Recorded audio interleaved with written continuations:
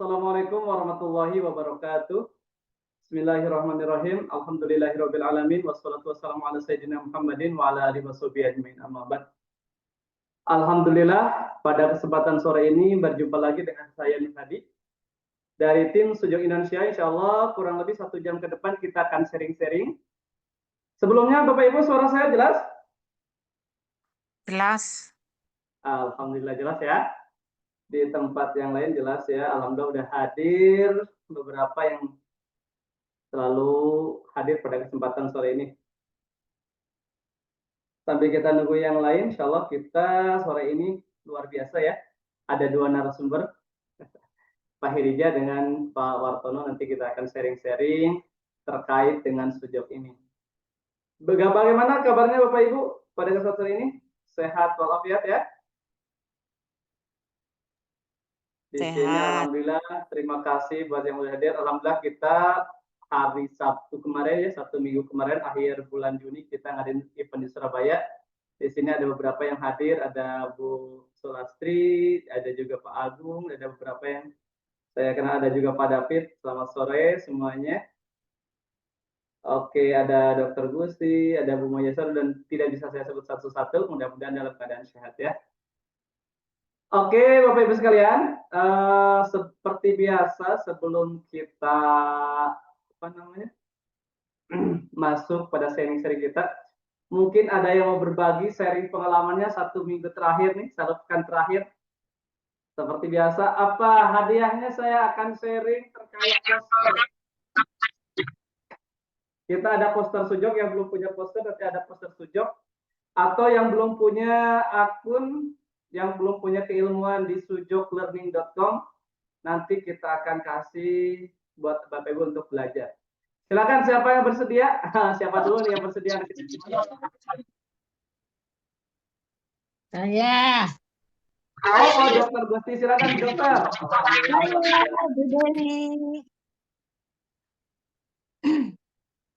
Ini loh, suatu hari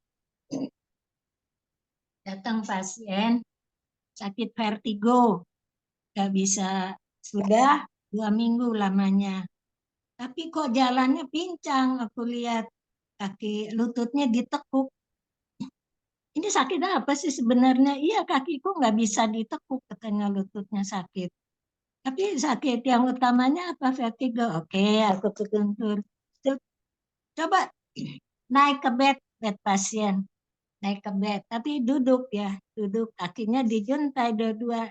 Kaki kiri yang sakit. Nah, aku gampang aja kok. Pakai handuk di spiral. Di apa? Di spin ya. Di spiral.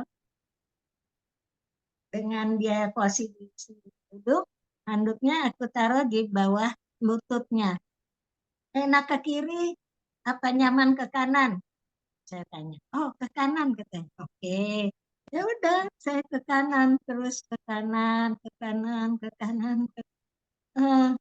Terus sudah enak katanya. Ambil napas dulu. Ambil napas 3 kali. Cek. Berdiri. Lututnya bisa lurus, jalan lagi dengan enak. Terus saya bilang, dia tanya, bayar berapa? Enggak bayar. Yang bayar aku punturnya aja. Gitu benar. Terima kasih. Ajaib. Oke, terima kasih luar biasa. Terima kasih Dokter Gusti udah sharing pengalaman terkait tadi ya, yang sakit lutut. Itu menggunakan handuk, karena kalau keilmuan Sujok namanya twist terapi ya, jadi keilmuan namanya twist terapi. Dan insya Allah buat twist terapi dasar, kita akan ada kelas nanti hari Sabtu ya, buat Bapak Ibu yang pengen belajar twist. Nanti kita hari Sabtu jam 10 sampai jam 12 akan ada kelas twist, yaitu dengan Pak Bagus ya. Nanti itu lebih kepada keilmuannya itu bedah buku aplikasi twist terapi. Tapi kalau buat Bapak Ibu yang udah punya bukunya, nanti juga bisa harga spesial. Jadi buat Bapak Ibu yang pengen belajar twist, nanti bisa ikut di kelas hari Sabtu. Tapi kalau pengen belajar dari e-course-nya, bisa dibuka di sujoklearning.com. Oke, ada lagi yang mau sharing pengalamannya, dipersilakan sebelum kita sambil nunggu narasumber kita ya. Nanti kita lebih ke dialog-dialog. Silakan yang mau sharing. Ada 29 orang. Kalau belum ada, kita sapa dulu narasumber Boleh, kita. Dok. Oh, boleh silakan Pak Jamdani. Assalamualaikum warahmatullahi wabarakatuh. Waalaikumsalam warahmatullahi wabarakatuh. Sedikit sharing, kalau buat pribadi boleh nggak, Dok? Boleh, silakan. Jadi ada suatu ketika itu saya pertama kali kenal sujok itu dari Pak Wartono, Masya Allah. Oh, udah terwaktu Pak Wartono, iya. Makanya tadi saya lihat ada Pak Wartono, seneng saya. Nah, beliau yang mengenalkan sujok setahun yang lalu, terus saya coba belajar cari tahu sujok dan sebagainya. Karena ada keluhan di mana? Di leher, nyeri leher. Nyeri leher itu keluhan udah dari tahun 2000, kurang lebih 2012 kalau nggak salah. 2012 saya kenal sedikit sujok setelah belajar dasar. Saya ambil course leher dari belakang kan. Saya suruh kawan saya pencet sekencang-kencangnya gitu kan. Pijit saya sekencang-kencangnya, sekuat-kuatnya. Sampai akhirnya saya merasakan sakit. Setelah dipencet kurang lebih 2-3 menit, Masya Allah, tabarakallah, nyeri itu hilang sampai sekarang. Alhamdulillah. Nah, itu pengalaman pribadi saya, salah satunya dengan sujok. Mudah-mudahan bisa menularkan ke yang lainnya. Masya Allah, Pak Wartono. Selamat sore, Pak Wartono. Waalaikumsalam warahmatullahi wabarakatuh. Apa kabar? Baik, alhamdulillah. Oh, Jamdani. Apa kabar? Baik, Pak Wartono, alhamdulillah. Ketemu di Kang Dana tahun lalu. Oh iya ya. Jadi praktek ilmunya udah. Udah, alhamdulillah. Sekarang jadi si joker juga ini, insya Allah. Ya syukurlah. Lanjut belajar jangan berhenti. Siap. Berbagi-bagi Terima pengetahuan. kasih, Pak Wartono. Iya. Nah, itu tadi salah satu testimoni pribadi. Oh ya nggak apa-apa. Testimoni banyak. Ada pribadi, ada orang lain, kolega, keluarga. Ya. Siap, alhamdulillah. Itu aja Pak Wartono testimoninya. Alhamdulillah. Oke, alhamdulillah. Terima kasih Pak Jamdani udah sharing pengalamannya terkait dengan iman sujok. Nanti buat Dr. Gusti sama Pak Jamdani nanti bisa buka di sujoklearning.com. Kira-kira materi apa yang belum punya nanti bisa dicek ke admin. Insya Allah nanti bisa dapat aksesnya. Ya.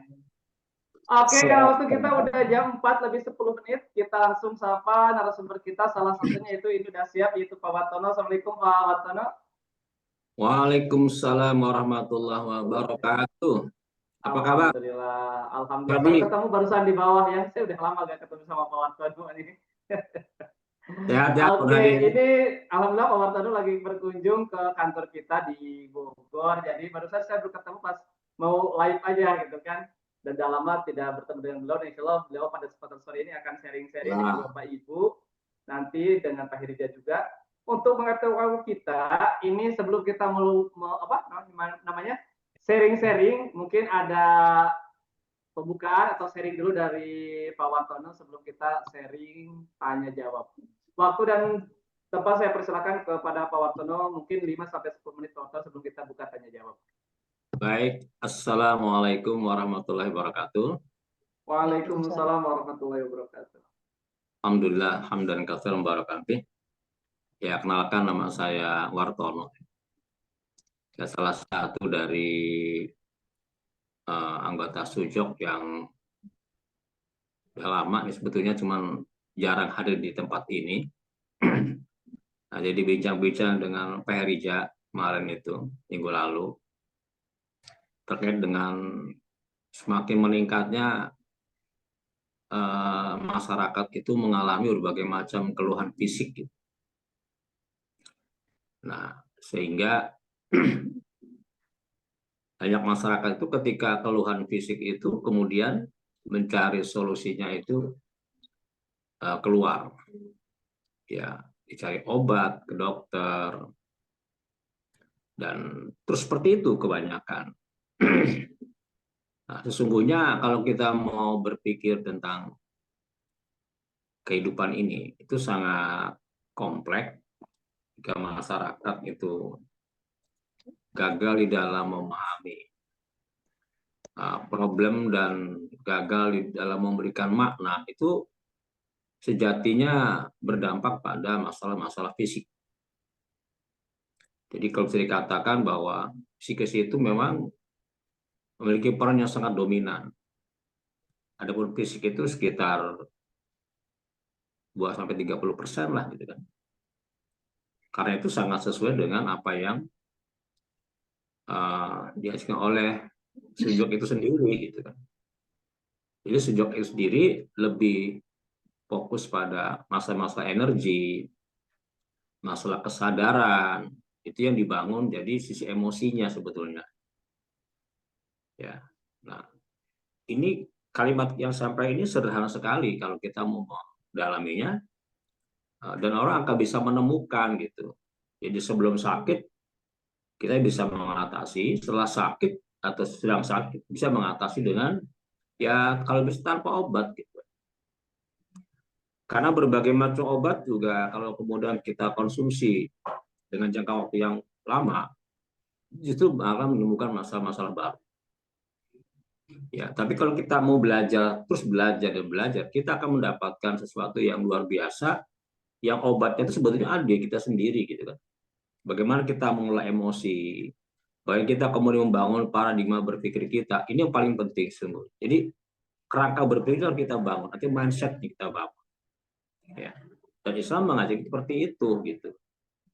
Jadi banyak para ustadz juga yang memang mereka notabene dakwahnya luar biasa, tetapi juga pada faktanya mereka terserap penyakit diabetes, gitu kan? Ini banyak sekali. Nah, kenapa ini terjadi gitu kan? Antara yang disampaikan dengan fakta kok kenapa seperti ini? Nah, Sujok akan memberikan satu alternatif yang sesungguhnya itu banyaklah testimoni yang sudah disampaikan oleh para peserta yang pernah ikut Sujok termasuk sendiri. Sujok kemarin mengalami sakit 3 bulan, ada di daerah sendi saya, obat juga tidak begitu berpengaruh. Terus saya berpikir apalagi ternyata memang di sana ada emosi yang terpendam. Yang terpendam ini bukan 1-2 bulan, memang cukup lama gitu kan. Nah, setelah coba saya renungkan masalah apa ini, oh ternyata ada satu hal yang memang kita lepas itu. Begitu saya lepas, ya alhamdulillah semua tuh bisa selesai gitu kan. Sehingga kalaupun kita minum obat itu sangat cepat sekali respon kita. Tapi kalau kita kemudian mindset kita, jiwa kita terganggu, maka itu juga akan menimbulkan problem baru. Nah, banyak masyarakat ini berobat bertahun-tahun, ke dokter bertahun-tahun, itu juga ternyata menambah masalah baru. Jadi dalam dunia pengobatan Sujok lebih pada bagaimana membangun mindset itu sendiri, kemudian bagaimana membangun energi sendiri, ya kembali kepada diri kita lah, bagaimana kita memandang problematika sendiri. Ya, nah itu. Jadi kalau bicara problem, itu apa sih problem sendiri? Problem itu adalah antara harapan dan realitas tidak sesuai yang kita harapkan. Contoh banyak kita beli sepatu itu sendiri kemudian ukurannya ada yang kita kan 38 atau 39, jadi faktanya lebih itu nih jadi masalah. Nah, masalah ini tiap orang berbeda cara memandang dan memaknainya, gitu. Ada yang kemudian memandangnya, memaknainya sesuatu yang sangat kecewa, dan ini akan bermasalah pada fisik itu kalau ini di dramatis secara demikian rupa. Jadi berawal dari sesungguhnya bagaimana kita memaknai sebuah problem itu sendiri dan kita bagaimana memahaminya. Nah, ini kata kuncinya. Ya. Jadi kalau kita sudah bisa memahami ini, problematika hidup itu memang hidup tidak pernah lepas dari problem. Dan itu ujian bagi kita semua. Ada orang diuji dengan kenikmatan, dengan kesulitan, tetapi seberapa besar mereka kemudian bisa mengaplikasikan juga jadi masalah. Ya, jadi kalau kita bicara sakit dalam Islam itu ya sakit itu sebetulnya kegagalan kita di dalam memahami yang Allah berikan diri, apakah berupa nikmat yang melimpah, apa kemudian berupa sesuatu yang kurang. Nah, bagaimana kita memandang ini? Bagaimana kita memaknai ini? Kalau kita memandang ini sesuatu yang memang katakanlah ini memang sudah bagian dari ujian kita, ya, maka di situ ada sesuatu sabar kita yang luar biasa. Nah, mungkin kita itu kali nanti akan bicara dengan Pak Herija ya, dan memang juga ini yang menjadi topik hari ini, berapa banyak masyarakat yang memang kemudian belum bisa memahami problem menjadi satu potensi, problem menjadi satu motivasi, problem menjadi satu peluang, itu masih jarang sekali. Nah, sehingga ketika problem itu kemudian menghampirinya, nah sehingga banyak orang kemudian mendramatisir, kemudian tidak mau menerima relate tadi. Nah, sehingga konsep syukur sini kita kedepankan nanti. Jadi kata syukur sendiri sebetulnya panjang prosesnya, terutama bagi orang-orang yang sudah memahaminya. Oke, itu barangkali mukadimah untuk kita akan masuk, karena sesuai dengan judulnya, ya, kita akan membangun masalah komunikasi yang insya Allah ini nanti akan Bapak Ibu nanti ketika mendengarkan ini akan punya suatu informasi yang baik. Terima kasih Pak Hadi. Terima kasih Pak Wartono atas mukadimahnya dan juga sharingnya tadi ya, pengalaman beliau. Apakah Pak Hirja udah masuk? Bentar saya cek dulu ya. Oke, udah Kang. Oke, udah masuk ya. Assalamualaikum Pak Hirja. Waalaikumsalam warahmatullahi wabarakatuh. Wabarakatuh. Alhamdulillah. Bagaimana kabarnya? Kita setelah dari Surabaya belum ketemu lagi nih. Sehat Pak? Alhamdulillah sehat. Alhamdulillah. Kayaknya masih oke. Ntar saya bikin aja nih. Oke, biar kita ngobrol-ngobrol ya. Apa saya agak tampil tadi suaranya tampil. Alhamdulillah ini kita sharing pain management atau sujud ini kita spesial nih sore ini. Biasanya satu orang, sore ini kita ada dua narasumber nih, Pak Herija dan juga kedatangan Pak Wartono nih dari Sukabumi. Ini Pak Wartono dari Sukabumi atau dari Jakarta nih? Atau dua-duanya nih? Sukabumi. Oh, Sukabumi ya. Ya, saya tuh Sukabumi dan Jakarta, tengah-tengah di Bogor. Oke, seperti biasa Pak Herja, kita akan sharing sore ini. Mungkin sebelum sharing tadi Pak Wartono itu bahas tentang emosi, membahas emosi dan juga mengenai emosi dengan metode sujud. Nah, sebelum kita lanjut tanya jawab, mungkin tadi sudah menambahkan dari Pak Wartono, mungkin ada tambahan dari Pak Herja. Bagaimana sih, apakah memang bisa di sujud ini untuk menangani emosi atau sakit diakibatkan oleh emosi dengan metode sujud ini? Dipersilakan Pak Herja. Ya, makasih Kang Nur. Bismillahirrahmanirrahim. Assalamualaikum warahmatullahi wabarakatuh. Alhamdulillah. Waalaikumsalam. Wassalamualaikum warahmatullahi wabarakatuh. Alhamdulillah. Jadi menarik membahas tentang emosi ya. Jadi terima kasih Pak Wartono sudah datang jauh-jauh ya. Dan ya kita ada diskusi panjang ya sebenarnya. Karena beliau ini juga kandidat dokter Bapak Ibu ya. Jadi bentar lagi ini ada DR di depannya. Jadi secara filosofi memang menarik bahwa ya Prof. Jiu juga pernah menjelaskan bahwa tubuh kita ini 99% energi katanya gitu ya. Ada jalur energi yang meliputi semuanya dan itu bisa dilihat paling gampangnya adalah bahwa setiap sel itu mengandung inti sel ya, kemudian ada banyak ada mitokondria dan sebagainya ya kalau kita ngomong sel, dan selalu bergerak.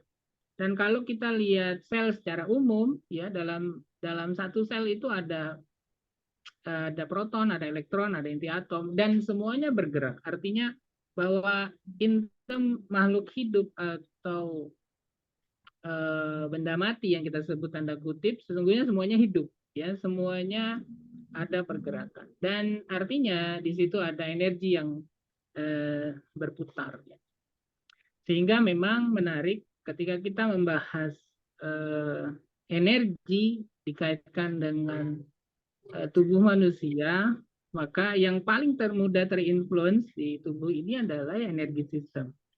Dan energi sistem itu Bahkan penelitian modern pun, kedokteran modern pun menyebutkan bahwa yang paling banyak menginfluence-nya itu sistem dalam tubuh itu adalah mind, ya kan?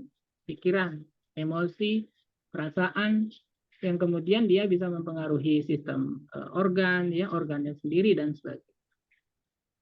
Nah, di tengah kehidupan modern saat ini, ya, semakin mudah ya kita dapati orang yang terinfluence oleh kondisi di luar dia, ya, melalui inderanya, melalui mata, telinga, hidung, dan sebagainya, kemudian itu menginfluence dirinya.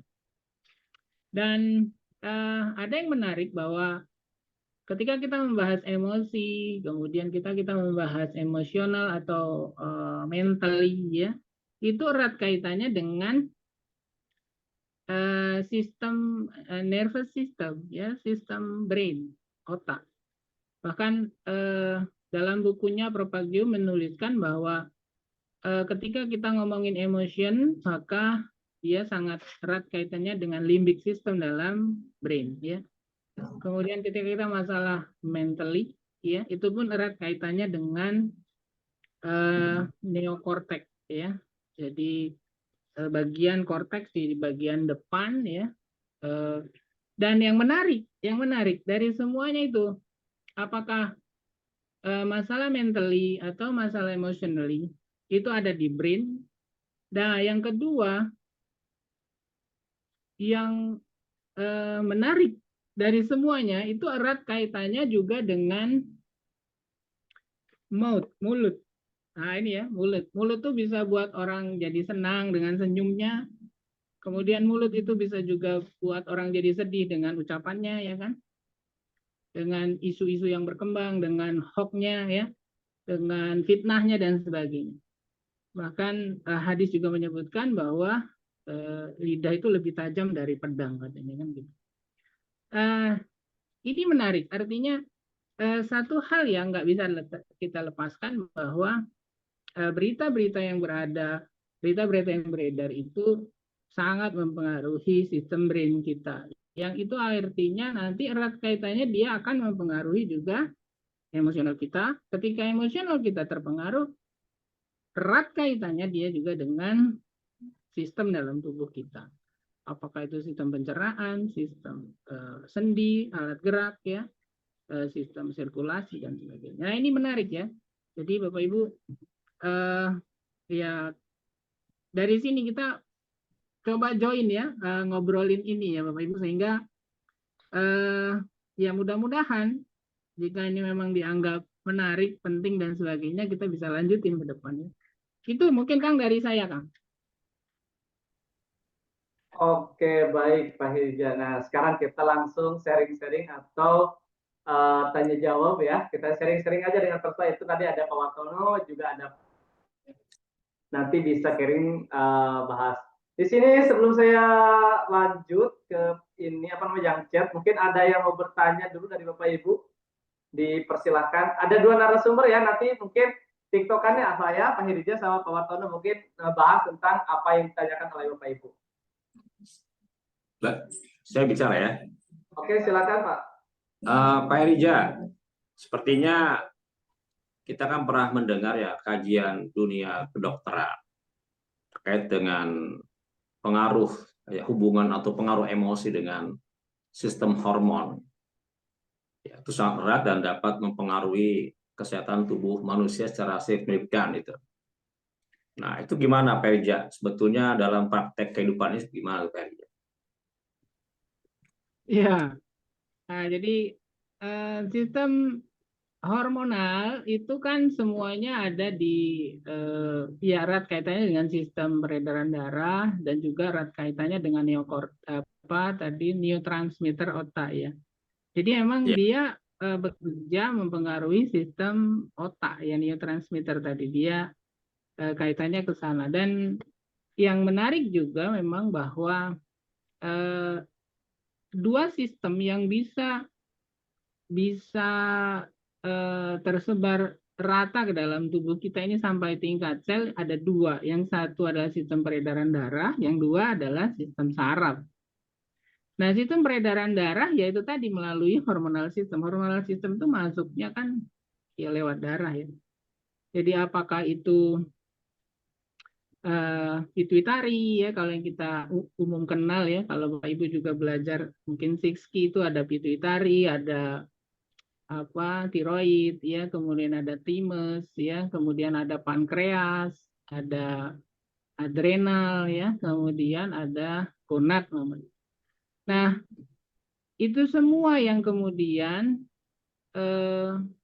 Pak Jenderalnya itu sebenarnya yang menarik dari semua sistem endokrin itu, jenderalnya itu katanya ada dua, kalau nggak satu pineal, yang satu lagi adalah pituitari. Ya, pituitari itu kan hormon kesenangan, jadi sehingga orang sangat dipengaruhi oleh kesenangan. Kesenangan yang meningkat itu sangat mempengaruhi juga sistem hormon yang lain. Termasuk juga ketika dia benci, sebel, marah, ya dan sebagainya, itu juga mempengaruhi. Artinya masing-masing endokrin sistem itu pun erat kaitannya dengan sistem organ, ya kan? Erat kaitannya dengan sistem peredaran darah dan sebagainya. Sehingga besar kaitannya tadi antara endokrin sistem ya dengan neurotransmitter otak, dan kaitannya juga dengan emosional maupun pikiran. Mungkin itu, Pak. Kalau gitu luar biasa ya. Ternyata kajian-kajian itu sudah sampai ke situ ya, Pak Arjo ya. Ketika kita coba Iya, kaji. sudah sejauh itu. Dan Iya. yang menarik tadi kalau melihat case, ya kebetulan kita tahu case-nya Pak Wartono sendiri kan pernah sakit bahu kalau nggak salah ya, bahu sebelah kanan kalau nggak salah, benar? Bahu kanan, Pak? Kanan, kanan. Kanan, ya. Bahu kanan, nah itu yang menarik. Bahu kanan itu artinya gini, Prof. Pagio bahkan sudah bisa membagi-bagi sendi-sendi tubuh itu dengan emotion. Ya. Jadi kalau kita bicara yin yang ya, ada hetero homo ya. Sebelah kiri ini yang, sebelah kanan ini adalah yin, artinya baik itu ruas yang ada di tangan maupun ruas yang di kaki itu erat kaitannya dengan organ-organ yang dan organ-organ yin. Kalau kita bilang tadi ya, kalau kita pernah belajar 6Q, di situ organ yin yang di dalam, organ yang di luar ya, ada jantung, paru gitu ya, itu semua yin, artinya organ-organ padat. Empedu, kemudian usus kecil, usus besar, organ-organ yang, ya kan? Iya. Nah, ketika kita bicara tadi contoh case, ada masalah khawatir ternyata di bahu sebelah kanan. Jadi anxiety itu ke bahu kanan. Jadi benar nggak waktu itu punya anxiety yang besar, Pak? Ada memang, ada kekhawatiran memang. Ya, ada kekhawatiran bukan 1-2 hari. Ya itu kemudian bisa memicu, dan saya pun ketika terjadi Ya, sakit juga meraba ya, menganalisa nih, ada yang salah nih, gitu kan? Ada yang salah nih. Sehingga ketika dokter bertanya juga, saya bertanya apa sebabnya dok? Dokter nggak bisa memberi kesimpulan yang pasti. Ya saya ingin tahu saya sebenarnya. Kemudian saya coba lagi, aku pun pengen tahu seperti apa. Akhirnya tetap aja. Jadi kembali kepada mengetahui hal itu tuh penting bagi saya akhirnya kan. Sehingga bagi saya itu penyakit itu menjadi satu peluang untuk apa? Untuk mengulang kembali pelajaran yang sudah lama mungkin terlupakan. Jadi mungkin cara Allah untuk ingatan, bukan lagi itu bukunya gitu kan. Buka lagi tuh bukunya. Nah, ini coba saya resapi lagi. Oh ya, memang ada sesuatu yang memang belum selesai masa ini kan. Akhirnya setelah saya baca-baca buku lagi, oh ya luar biasa. Saya lepas tuh semua Pak Herija. Karena saya mencari sebabnya nggak ketemu. Karena Pak, ini terjadi ketika bangun tidur. Ajib nggak tuh? Saya tidak jatuh, tidak apa, tapi bangun tidur. Begitu bangun tidur terasa sakit. Ya. Dan sakit itu sampai terjadi kekeraman gitu. Jadi semacam yin gitu. Yin yang luar biasa akhirnya menjadi apa? Menjadi sesuatu yang luar biasa dalam oktan. Nah, jadi dalam perspektif dunia dokter yang saya coba ikuti dengan ini, ternyata memang tidak ada bertentangan gitu ya. Nah, kedokteran menganalisis seperti ini, saya cari sumber seperti ini. Akhirnya apa? Saya coba adukan, saya cari sumber-sumbernya. Jadi yang saya lebih kuatkan sekarang adalah sumber pokok masalah apa gitu. Ya tadi Pak Rijal. Jadi kata masalah kekhawatiran tadi, ansia itu luar biasa pengaruhnya. Jadi ketika kita organ tubuh ada yang lemah, di situ dia nyerang gitu kan. Tidak selama di lambung gitu kan. Saya nyerang di sisi lain gitu kan. Ini yang menarik. Makanya kesimpulan saya bahwa emosi itu memang luar biasa mempengaruhi sistem hormon, bahkan pada sistem saraf tadi ya, sistem tulang itu juga berpengaruh sekali. Dan kalau kita ingin cepat sembuh sebetulnya ya kembali ke pola masuk selesaikan gitu. Jadi kita tidak mencoba melihat satu persatu sebagai persoalan kita. Nah ini salah situ. Kalau kita kemudian ada satu persoalan lalu kita mendramatisir dan kita kemudian artinya kita tidak bisa keluar dari masalah itu gitu loh. Ya, ini yang repot nih. Ini yang paling banyak manusia ini. Kita punya masalah, kemudian didramatisir masalah tersebut, kemudian kita larut dalam masalah itu loh. Nah ini yang terjadi akhirnya kan. Nah saya kemudian mencoba cari tahu dan akhirnya saya keluar dari masalah itu. Saya keluar dari masalah itu, kemudian saya anggap ini suatu peluang, ini suatu tantangan di mana saya harus memperbaiki lagi gitu. Nah itu temuan saya di dalam seperti itu. Enggak kesimpulannya apapun case-nya itu sendiri berangkat dari pemaknaan Pak Peja.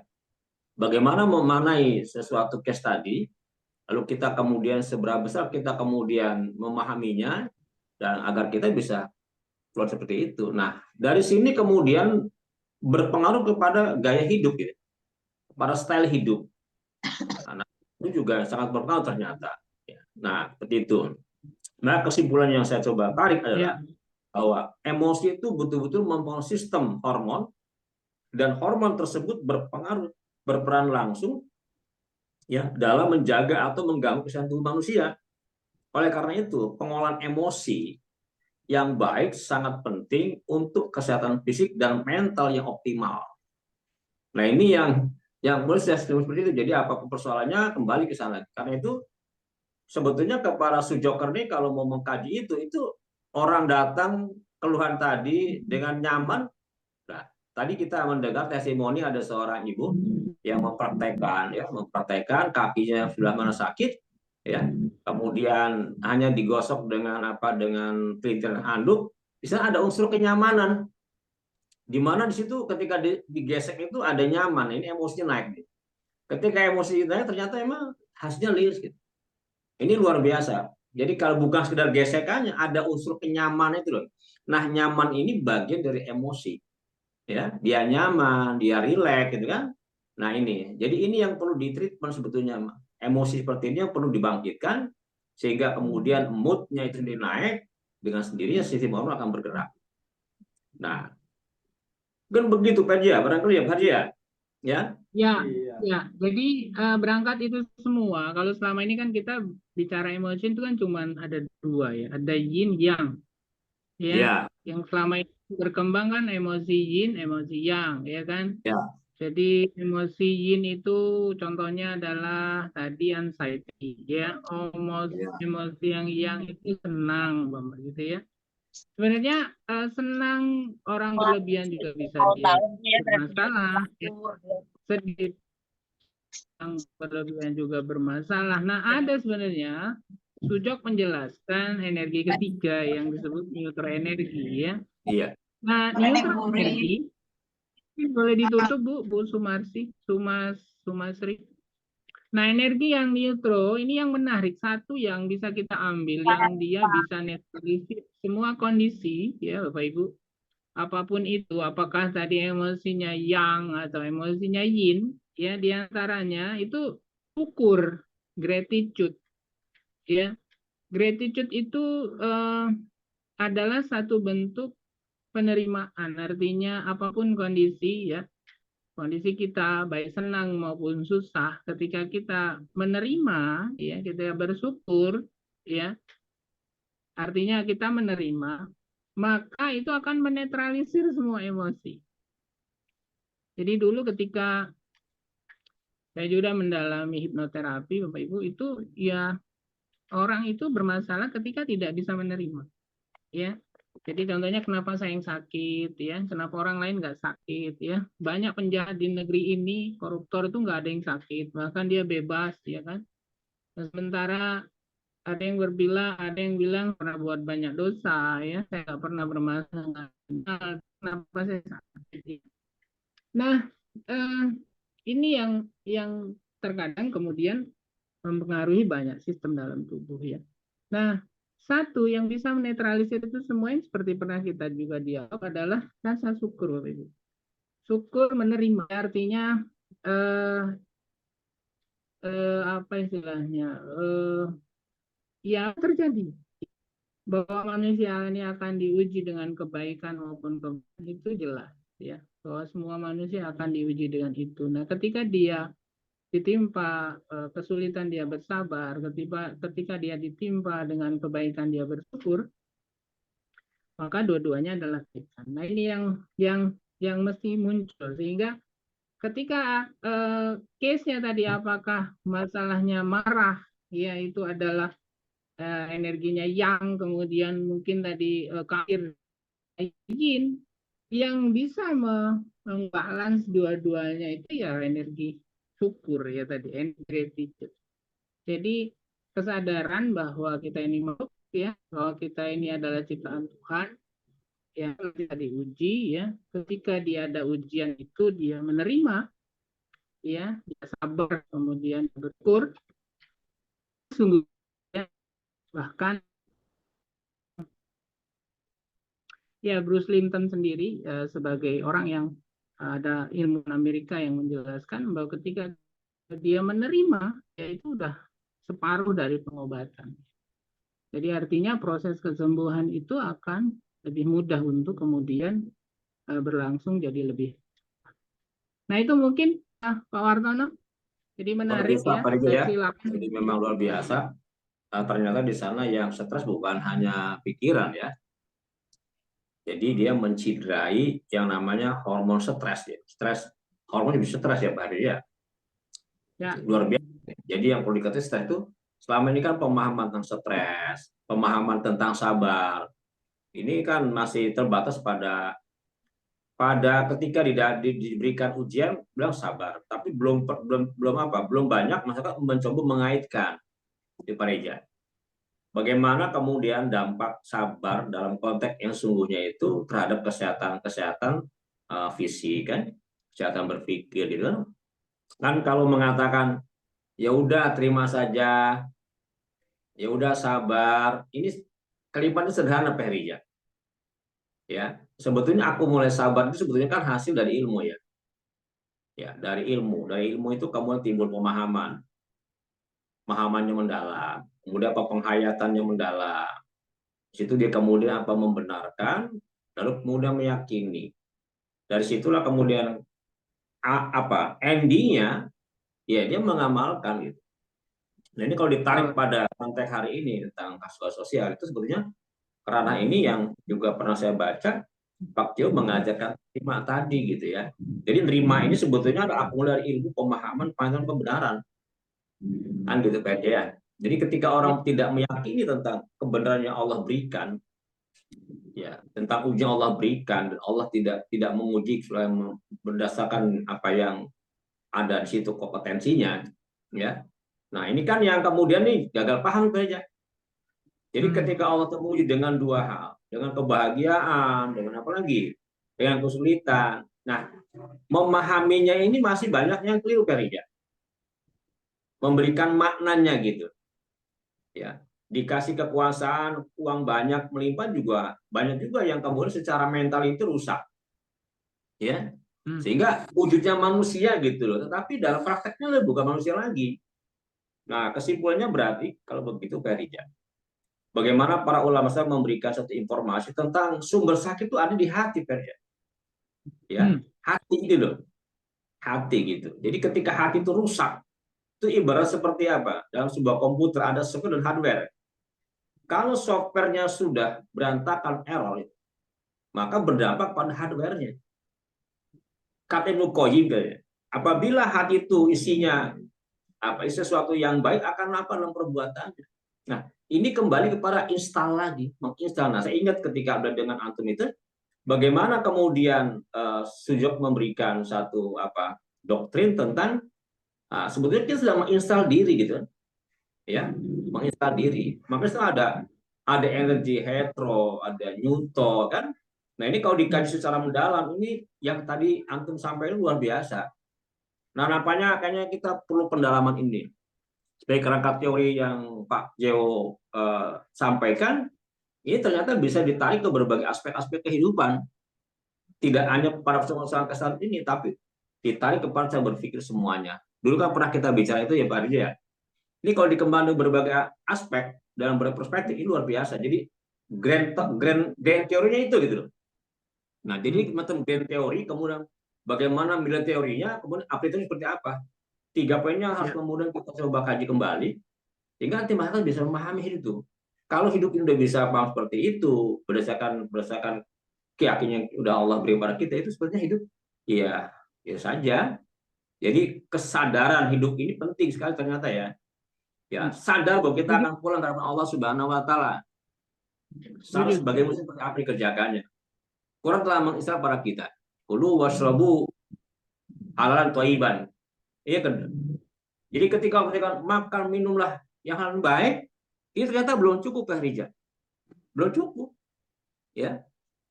Ada kata-kata sana, wala tusrifu katanya. Nah, ini nih Rija.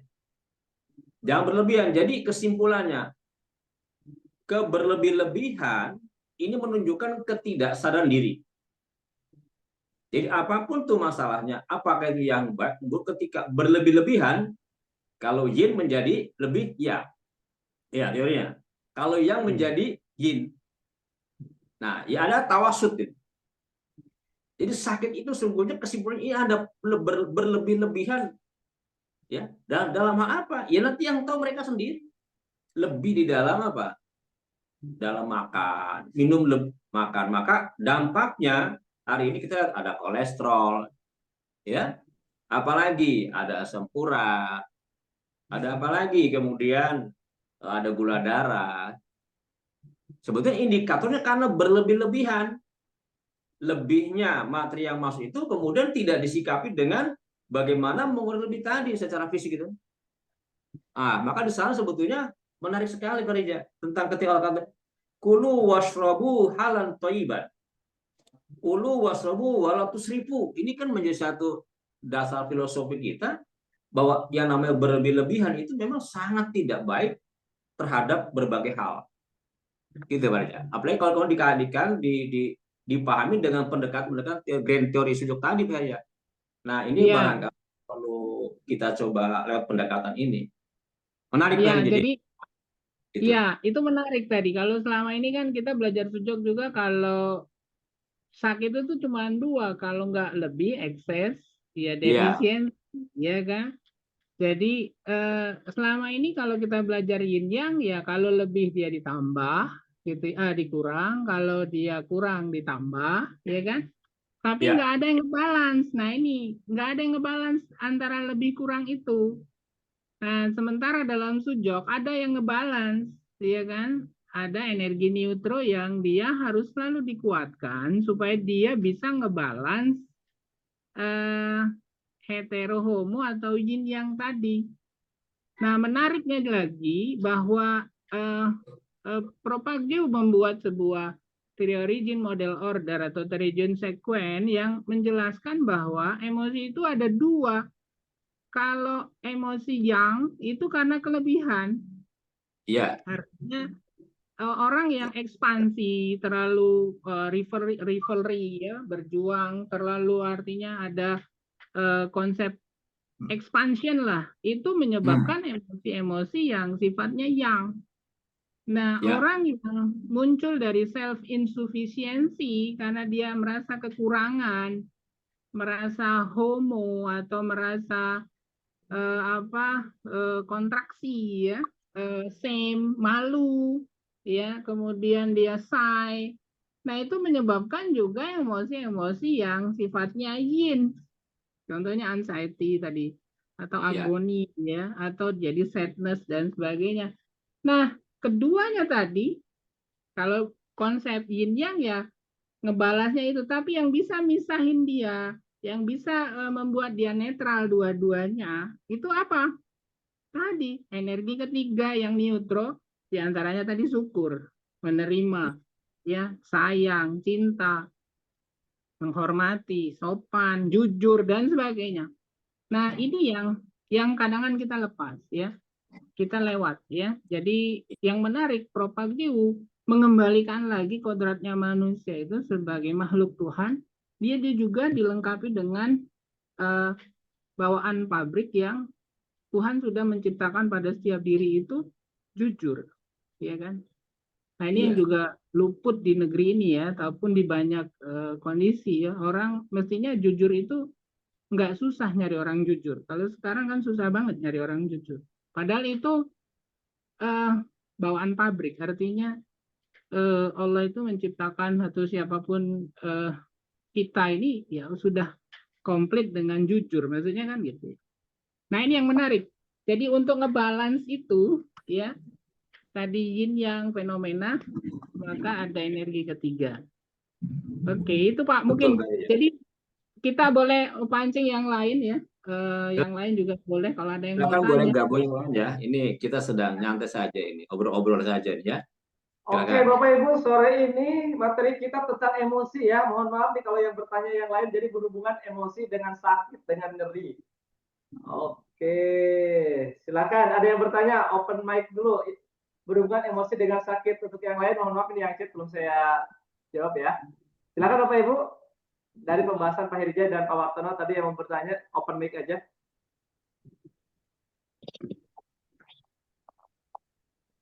Ya silakan Bapak Ibu, kalau ada yang mau tanya juga monggo. Atau ada yang memberikan sesuatu juga apa-apa. Mari kita sharing aja, ngobrol saja. Silakan. Cerita boleh Pak? Boleh. Monggo. Suaranya agak jelas nih, bentar-bentar. Siapa dulu nih? Bu Dewi. Oke, Dr. Gusti dulu, boleh silakan. Siapa Pak Nur? Siapa dulu? Pak Adi gak jelas ya, Pak Andi. Boleh Dr. Gusti dulu, silakan. Nanti setelah Dr. Gusti, Pak Andi ya. Oke. Oke. Saya pernah kedatangan pasien dari Aduh, ini open mic ya. Tutup aja kan kalau ada yang pernah kedatangan pasien dari Malaysia, laki-laki masih muda, itu sakit kanker otak, sudah stadium 3. Setiap hari beliau pasti pingsan, entah jam berapa pingsan 1-2 jam itu, tidak ingat apa-apa, betapa beratnya dia. Datang ke tempat saya, yang pertama saya tanya adalah Kenapa bisa terjadi hal itu? Sebelum terjadi kanker otak itu, Bapak itu pasti punya sesuatu masalah yang disembunyikan atau yang pernah dialami tapi tidak ingin diketahui orang. Terus dia jawab, oh tidak, saya tidak punya apa-apa. Nggak ada masalah, cuma saya tiap hari pingsan karena kanker otak saya ini katanya. Iya, Bapak jawab dengan jujur. Kalau Bapak jujur, saya akan tangani Bapak. Kalau Bapak tidak mau mengatakan ada hal apa di balik ini semua, silahkan Bapak pulang. Akhirnya dia nggak mau pulang. Iya. Sebelum kejadian ini, saya sakit hati dengan kakak saya. Loh, ada apa Pak? Sakit hati. Saya tidak dapat warisan dari pembagian warisan keluarga itu, saya dicoret namanya, tidak dapat sama sekali. Saya sakit hati, saya dendam, saya marah. Oh, itu masalahnya. Itu yang membuat Bapak sakit. Setelah itu saya terapi emosinya. Sampai rilis, sampai dia nangis, sampai dia mau memaafkan kakaknya. betapa beratnya dia memaafkan orang yang sudah menyakiti hatinya. Nangis, baru lihat saya orang laki itu nangis depan saya. Setelah itu dia merasa lega. Iya, saya lega sekarang. Saya sudah memaafkan kakak saya. Saya sudah kembalikan masalah ini kepada Allah, katanya. Kebetulan dia Masya orang Allah. Muslim. Nah, setelah itu baru masuk terapi. Ternyata alhamdulillah hanya 1 bulan lebih kankernya negatif. Dia Allah. sangat bersyukur, sujud syukur di lantai. Ya, baru dia pulang ke negaranya. Itulah emosi yang harus kita kelola dengan baik, ya. Karena Allah kan selalu menganjurkan yang terbaik ya dari hambanya. Itu hadiah dari Allah. Demikian. Terima kasih. Terima kasih Bu Gusti, Masya Allah. Itu real ya, apa yang kita omong-omongin itu ya ternyata Bu Dewi sudah lebih dulu tuh ya, luar biasa. Yang lain silakan. Yang lain tuh Pak. Pak Andi, silakan Pak Andi.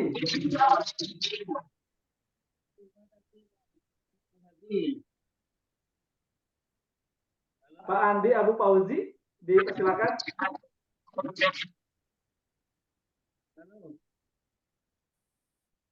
Halo Pak Andi.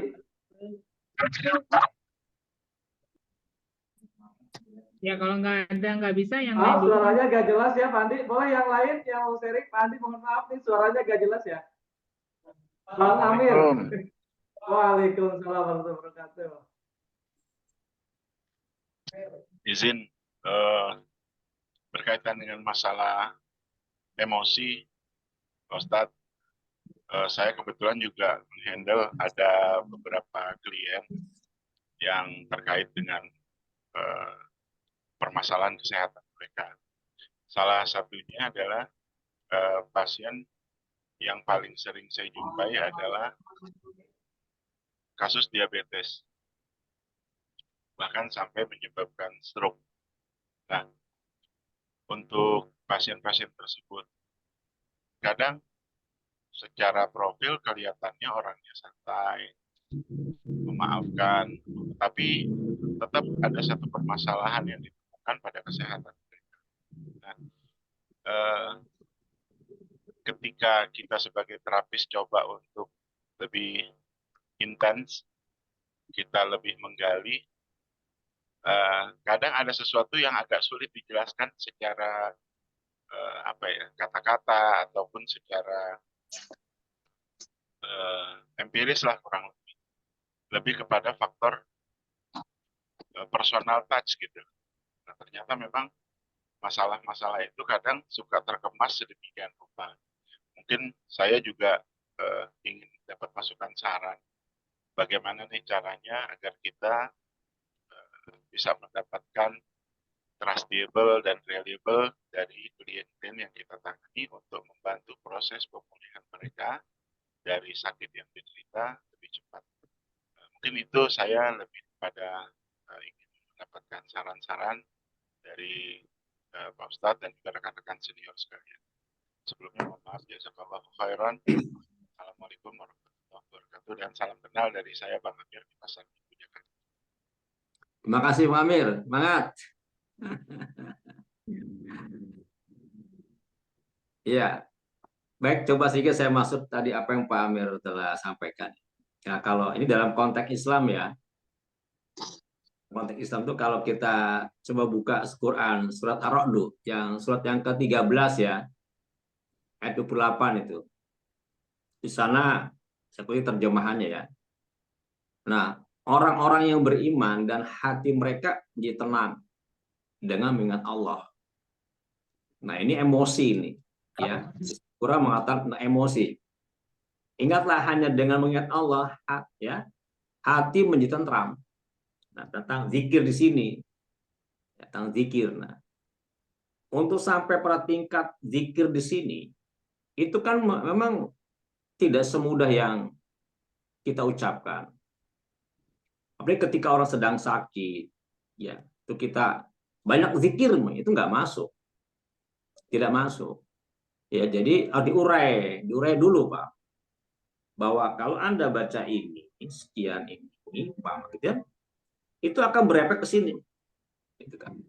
Maka bisanya kemudian nanti kita kalau seorang muslim umpamanya, bacakan ayat ini sekian gitu kan umpama. Nah, sekian ini dalam konteks untuk apa? Untuk menginstal terkait dengan hati yang selama ini gundah itu bisa kita isi dengan hal-hal yang positif tadi.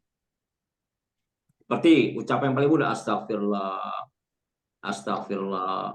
Berapa apa 1000 umpama. Nah, coba diukur dah secara kedokteran. Orang-orang yang selalu mengucapkan istighfar seharinya umpamanya 3000 kali, dibandingkan sama itu kan berbeda kalau ketika kita kaji lewat sistem imun. Ya, beda itu. Karena itu kemudian ayat Quran apalah yang berkaitan dengan masa-masa zikir tadi itu bisa menjadi sebetulnya strategi terapi. Ya, tadi Bu Dewi sudah menyampaikan itu luar biasa, dan saya juga pernah punya pasien. Ya, pasien itu kalau udah ketemu dengan saya karena tuh ya sudah nyaman dan dia liris penyakitnya gitu. Ya. Nah, karena itu secara psikologis dan ilmiah, ya perkataan-perkataan yang baik, yang positif, atau zikir sekalipun, itu berfungsi sebagai terapi spiritual yang menurunkan tingkat stres. Tadi Bu Dewi sudah menyampaikan tuh pengalaman empirisnya ya. Hasil risetnya tuh pengalaman empiris itu 1 orang, 2 orang. Ini kalau kemudian Bu Dewi konsentrasi aja, umpamanya ada 30 pasien yang sama, ya.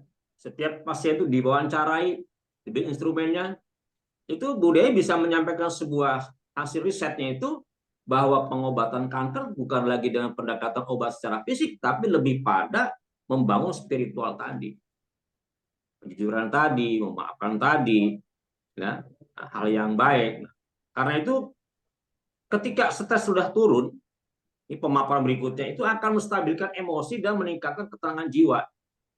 Nah, sudah barang tentu kesehatan mental dan fisik itu akan meningkat.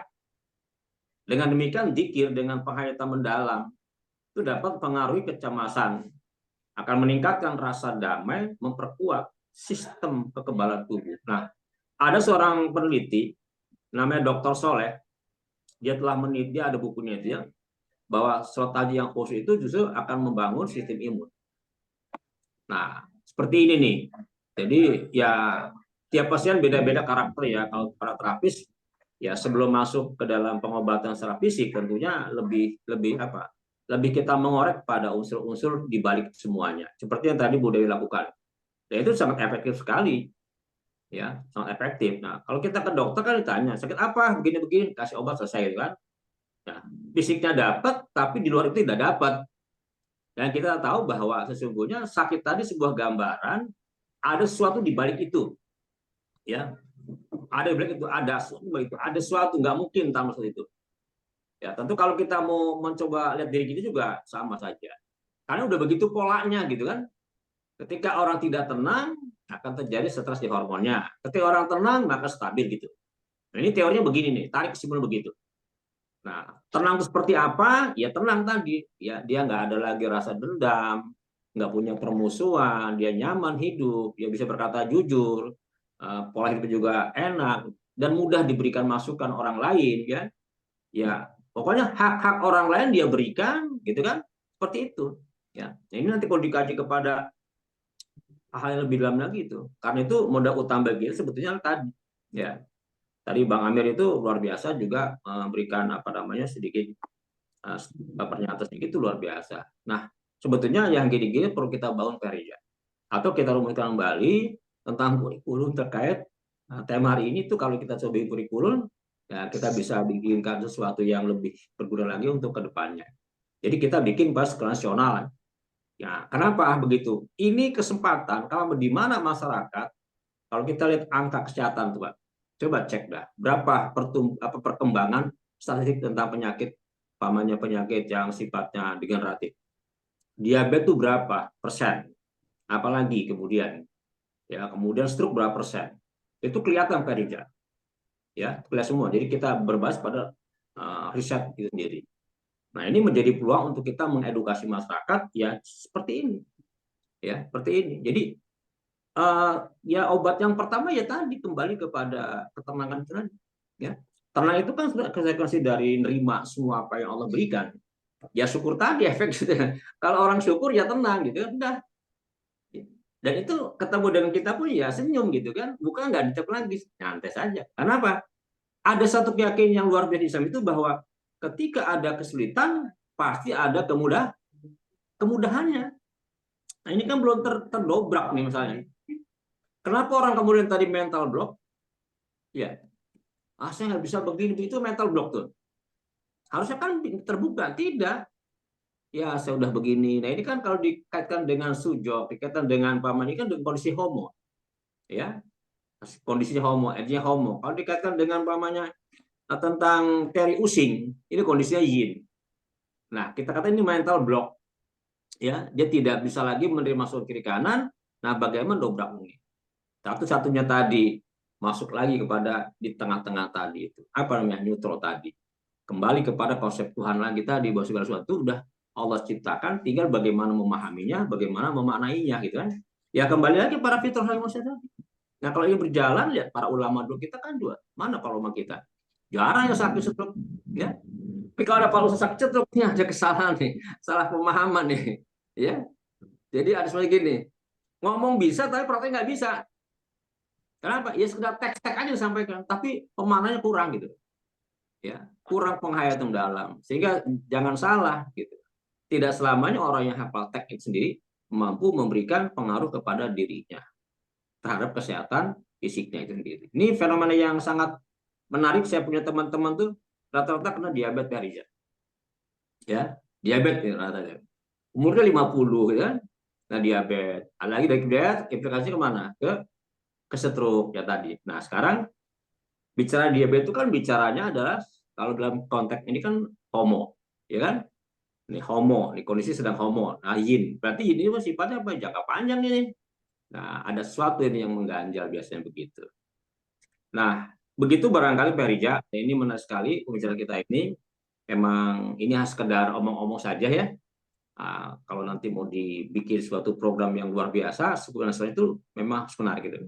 Kita bisa libatkan teman-teman yang sudah banyak pengalaman dah. Ya, seperti tadi Bu Dewi itu menyampaikan pengalamannya ya kan, yang lain kumpulkan pengalaman itu menjadi satu informasi kita bahwa ternyata gitu kan mengobati kanker itu tidak semahal yang dibayang banyak orang gitu kan. Cukup mendengarkan, cukup mengikuti apa yang menjadi arahan para terapis yang handal dia. Selesai gitu. Kalau dia muslim ya itu beristighfar sama Allah, minta ampun, maafkan itu aja. Nah, baru kemudian terapi fisiknya itu diberikan apa? Ya nutrisi yang kira-kira bisa mensupport fisiknya gitu kan. Ya makan-makan biasa. Ya. Seperti timun, ya kan? Apalagi nih, yang banyak ladi tikus, ya kan itu kan ringan tuh. Di depan kita banyak kalau kita mau beli. Ya itu murah, efeknya juga ringan ya kan? Ya, begitu. Dan silaturahmi ngobrol. Ini ngobrol begini dalam rangka untuk apa? Ya untuk menyehatkan otak kita juga, refresh namanya. Di-refresh lagi kita nih. Yang tadinya bete banyak persoalan ekonomi ya hilang. Jadi kita perlu begini. Sekarang kan udah zaman canggih nih.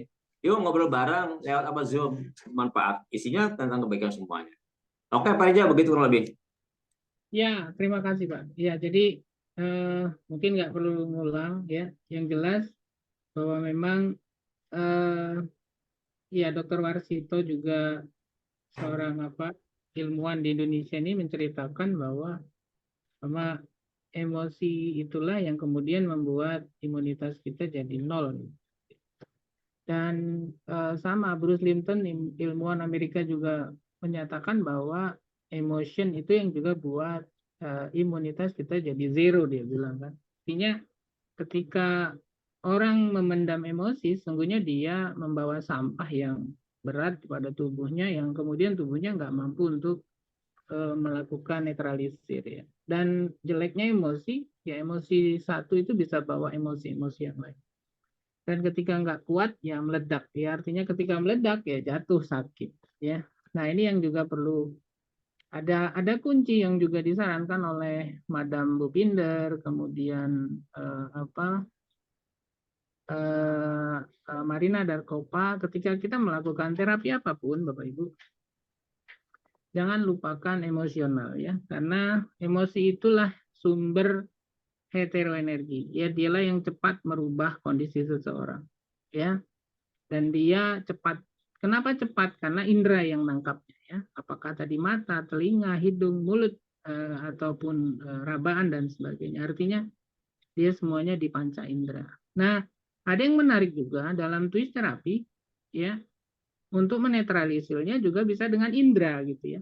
Dengan mata, dengan hidung, dengan mulut. Nah, itu jadi. Artinya kalau paling gampangnya ya kalau nggak dengan mulutnya dengan senyum ya, dengan senyum. Disenyumin aja ya. Disenyumin aja apapun kondisinya, mau jelek mau bau baik ya, senyum aja gitu. Meskipun senyumnya senyum kecut ya, katanya senyum buatan ya, senyum yang nggak ikhlas. Tapi ketika senyum maka dia akan mempengaruhi juga hati ya, karena jantung tadi, karena mulut itu connect dengan jantung. Emosi itu dengan jantung ya. Sementara mental itu dengan brain katanya, dengan otak.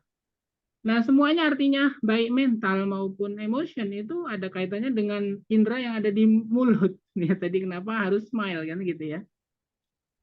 Meskipun smile-nya terpaksa. Ya, jadi kita latihan banyak smile ya gitu ya. Senyum ya, senyumin aja gitu. Nah, ini yang menarik. Artinya satu lagi juga, Marina Darkova pernah bilang, sakit di bagian organ kita, apakah itu di sendi ya, apakah sendi lutut, sendi engkel ya, sendi leher atau sendi-sendi yang lain, atau sakit di organ, apa itu di perut, artinya di lambung dan sebagainya, bisa jadi organ dan sendi tadi kurang dapat senyum. Nah, jadi gimana caranya alirin senyum ke masing-masing organ tadi ya. Jadi ini menarik Bapak Ibu, artinya senyum itu adalah netralisir semuanya, dan senyum itu adalah energi neutro ya, dia yang membuat semuanya jadi mudah ya. Makanya satu dalam Islam yang mungkin orang susah untuk negur orang lain ya, kemudian buat orang lain jadi tersenyum. Nah, ada salam ya. Jadi dalam Islam itu tegurlah orang dengan salam. Selain salam itu jadi pahala, juga dia buat orang senyum ya, sodakoh ya kan. Nggak mungkin orang balas senyum Assalamualaikum terus dia cemberut gitu. Waalaikumsalamnya cemberut, nggak mungkin, susah ya. Ya, jadi salam dalam banyak perspektif. Dalam Islam ada salam, dalam agama-agama lain juga ada salam. Artinya tebarlah salam ya. Salam itu kemudian akan membuat kita jadi tersenyum, dan senyum itu juga menyehatkan kita. Jadi mungkin itu secara ringkas ya pembicaraan kita 1 jam ini ya, Bapak Ibu. Jadi kalaupun ada yang mau ditanyakan secara teknis, ya paling tidak tadi ada yang nanya, saya lihat ada nanya gimana ya, Sujok sudah memberikan bentuk diagnosa Bapak Ibu ya, bahwa alat gerak, organ, sendi dan sebagainya itu related dia dengan emotion. Ya, contoh lutut sakit itu bisa juga karena dia sedih ya kan.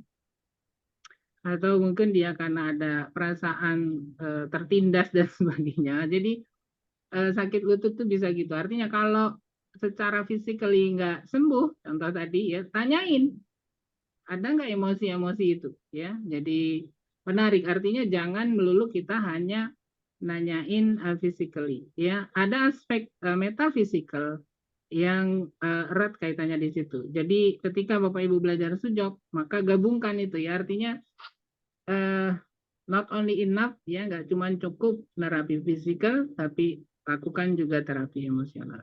Itu mungkin ya Pak Wartono. Terima kasih. Oke, kita Luar udah jam biasa, 5 lebih bermanfaat 10 hidup nih, nggak ini. kerasa ya. Oke, terima kasih Pak Herija, terima kasih Pak Wartono atas sharingnya pada kesempatan sore ini. Ini nggak terasa kita sudah jam 5 lebih 10 menit. Alhamdulillah, mudah-mudahan apa yang disaringkan pada kesempatan sore ini bermanfaat buat kita dan buat Bapak Ibu yang hadir pada kesempatan ini. Informasi buat Bapak Ibu yang hadir pada kesempatan ini, yang belum gabung grup Sujok Indonesia bisa gabung ya. Atau yang belum punya kontak nomor admin bisa juga kontak nomor admin di 08.111.929.446. Mohon maaf kalau ada beberapa pertanyaan yang belum terjawab karena waktunya kita terbatas. Insya Allah nanti kita akan jawab di beberapa event kita. Dan buat yang baru gabung bisa juga dicek beberapa pengobatan yaitu di sujokaja.com, sujokaja.com. Nah, bisa di sini dicek, ada beberapa video kami yang ada di sana. Nah, Ini informasi buat Bapak Ibu yang pengen belajar Twist. Kita akan ada kelas Twist nanti pada hari Sabtu jam 10 sampai jam 12 kita online. Bisa langsung daftar karena ini akan belajar Twist tadi yang disampaikan oleh Dr. Gusti dan yang lainnya.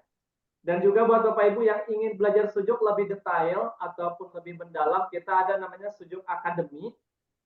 Sujuk energi 12 kali pertemuan, satu kali pertemuan itu 2 jam, 1 minggu 1 kali. Jadi 12 kali pertemuan itu kurang lebih 3 bulan. Jadi buat Bapak Ibu dipersilakan untuk ikut Sujuk Academy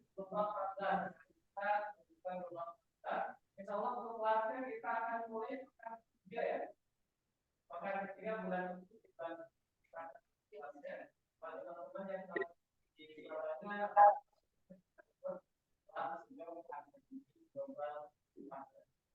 dan yang terakhir ya di sini. Kita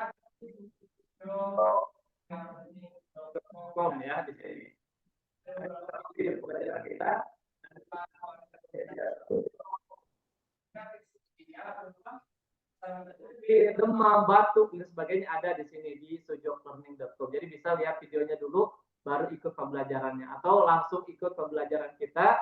Dan insya Allah untuk Surabaya dan sekitarnya kita maksimal 2 bulan sekali akan ada kelas di Surabaya.